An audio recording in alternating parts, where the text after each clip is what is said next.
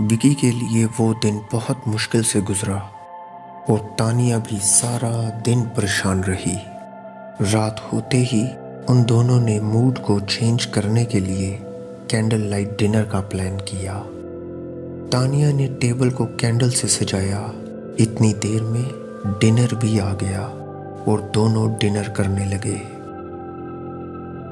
इस romantic candle light dinner से भी विकी के मूड में कोई तब्दीली नजर नहीं आ रही थी। विकी अपना सर झुकाए डिनर करता रहा और तानिया उससे बातें करती रही। दोस्तों, विकी अपने ध्यान में डिनर करता रहा और गहरी सोच में डूबता रहा।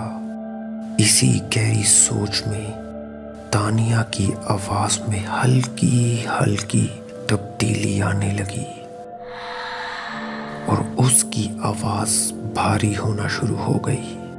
उसकी आवाज में विकी को जेनिफर की आवाज महसूस हुई, जो कह रही थी,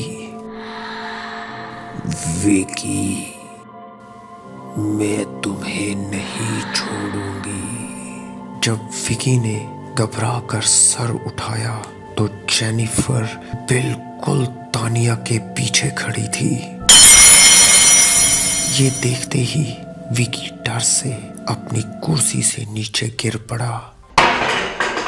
तानिया फौरन विकी को संभालने भागी।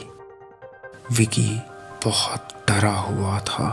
तानिया ने विकी को गले से लगा लिया। तानिया को बिल्कुल समझ नहीं आ रही थी कि आखिर विकी ऐसी हरकतें क्यों कर रहा है।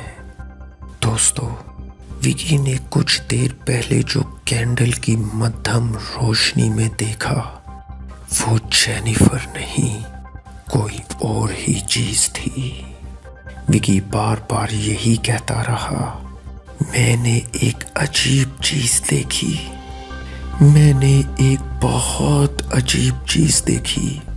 अभी विकी ये सब बातें कर ही रहा था कि उसके पांव मुड़ना शुरू हो गए।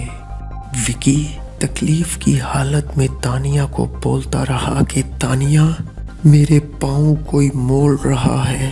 वो देखो तानिया, वो चीज मेरी टांगों पर बैठी है। मुझे बचा लो तानिया, मुझे बहुत डर लग रहा है। तानिया प्लीज। इतनी देर में विकी के पांव पूरे उल्टे मुड़ गए और उसके पांव की हड्डियां टूट गई।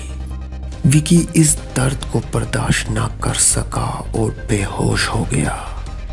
विकी की बेहोश होते साथ ही उस कमरे में हंसने की आवाज आना शुरू हो गई।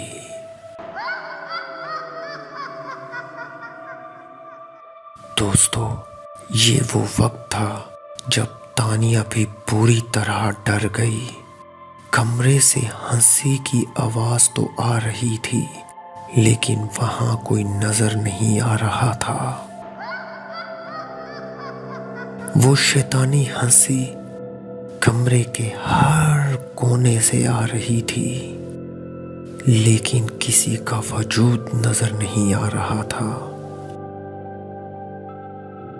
तानिया की नजर सारे कमरे में घूमती रही और आखिरकार उसको पर्दे के पीछे वो चीज खड़ी नजर आई। वो देखकर तानिया बिल्कुल बेजान सी हो गई। उसकी नजर जम सी गई। चाह कर भी वो अपनी नजर उस चीज से हटा ना सकी और वो चीज भी तानिया को देखती रही, लगातार देखती रही। दोस्तों, कुछ लम्हे बाद उस चीज ने तानिया को इशारे से अपने पास बुलाना चाहा, अपने बिल्कुल पास, लेकिन तानिया बेजान सी थी। उस चीज ने तानिया के दिमाग पर गहरा सदमा पहुंचा दिया।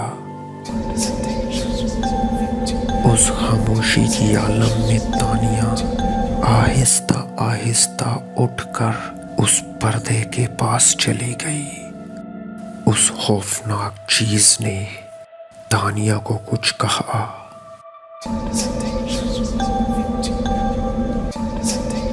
तानिया उसी सदमे की हालत में टेबल पर गई, वहां से चाकू उठाया और अपना गला काट दिया। तानिया को इतना सदमा था कि वो जरा भी नहीं तड़पी और वहां मर गई। उसका खून पूरे फर्श पर फैल गया।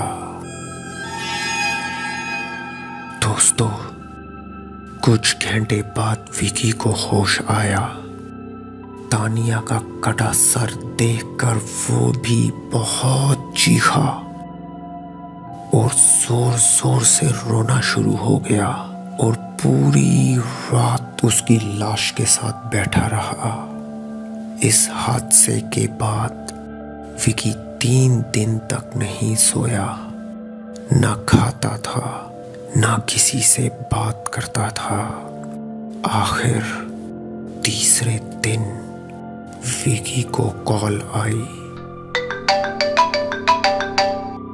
जो जेनिफर की कॉल थी। हेलो जेनिफर, विकी, मेरा इंतकाम पूरा हुआ। No!